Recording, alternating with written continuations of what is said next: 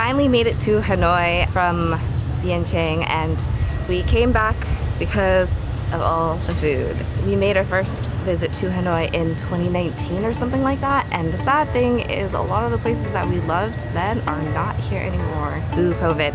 But we're literally here just to eat and see what else has popped up. So let's go.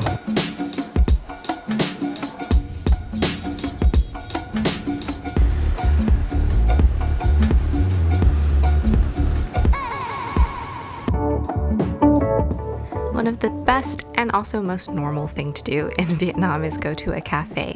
And Hanoi is especially famous for its egg coffee, where an egg yolk is used to replace the milk, resulting in a super rich, creamy, silky, delightful, almost dessert-like drink. Our favorite is Cafe Din, which is started by the sister of the original egg coffee cafe. Even though it can get pretty crowded and it's rather touristy, but the egg coffee is so good. In terms of more typical cafes, our favorite are the Tranquil Cafes, and they have multiple locations. And they are indeed tranquil and much more cozy. You can take your sweet time perusing their collection of books, art magazines, and even manga. They've got the full range of classic coffees, but also some house specials. Our number one food recommendations will always be these sort of street stall, like side restaurants underneath someone's house that only sells one thing, like this Bumblehue. If you're lucky, they'll have a sign that you can point to. If not, you just look at what everyone else is eating and you point at their bowl and hold up however many numbers you want to order. It can be intimidating and super overwhelming to visit these places, but trust us, it's worth it. It's the best way to try authentic food and to rub elbows and sometimes knees with a local. And the closer you get to the touristy areas, the more likely you'll find these restaurants with actual menus and photos, so ordering gets even easier. You'll find so much more than pho, like bun ryu.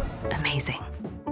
Another favorite thing we like to do, other than eating all the time, is to people watch. And the perfect way to combine both is to eat at a restaurant upstairs. So while we love the popular Banh Mi 25, they've closed their second location, which had the upstairs view. So we come here to Banh Mi 38, where we can people watch a little less, or maybe more creepily. So I selfishly chose this spot because neither of them like beer.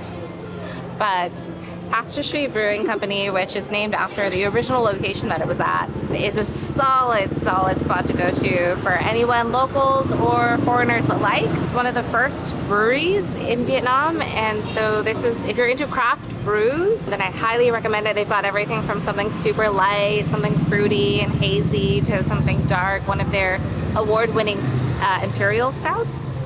Really tasty. So yeah, and it's a great place to hang out. It's got like really nice vibes, got all the like little Edison lights and like plants growing over the sides, and then the second level is like a great place to hang out. Highly recommend. It's probably one of my favorite spots here in Hanoi.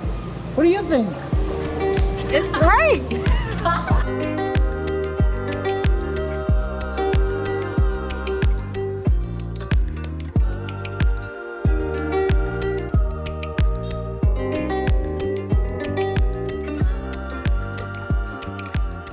Okay, today is our very special, super favoriteest, most wonderful experience in Hanoi ever because we got to meet up with our friend Duke, who showed us this really special restaurant. Hello everyone. So, I really want to show Kyle and Adriel.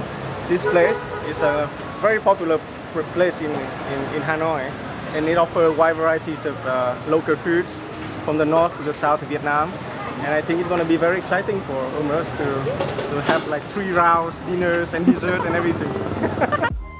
It was such a pleasure to eat here with Duke and have him order things off the menu for us that we probably would have never picked ourselves because we just wouldn't really know what it is. And we didn't quite do 3 rounds. I think it was maybe like 2 and something, and we didn't manage to finish all the food. But we did go back another day so that we can order some of the things that they had run out of that night. Like this bun sao, which is one of my favorite Vietnamese foods. One of the best things about this restaurant is not just that they serve a ton of different dishes, but that you can also see them prepping and cooking a bunch of the dishes, which is super helpful when you're not familiar with the dishes. And yes, those are snails, and we highly recommend them.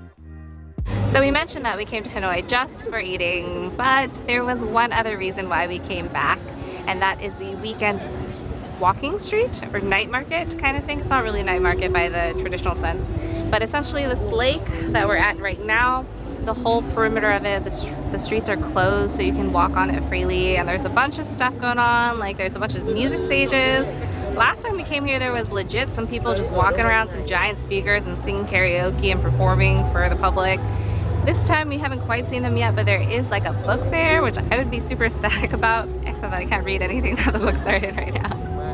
But it does seem like the year to be here, so we're gonna go walk around and check out what's here this year. Let's go.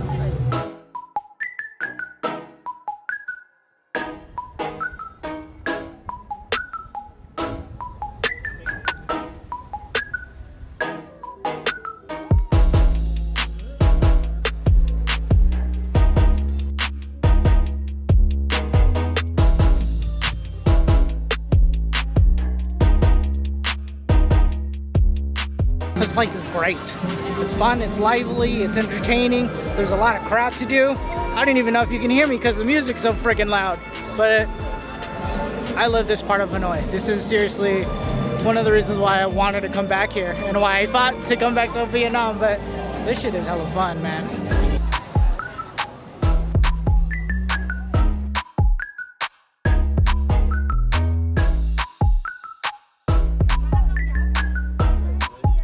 We're tired, it's a lot of walking, and I think we walked at least 6 miles. Guaranteed, at least 6 miles today.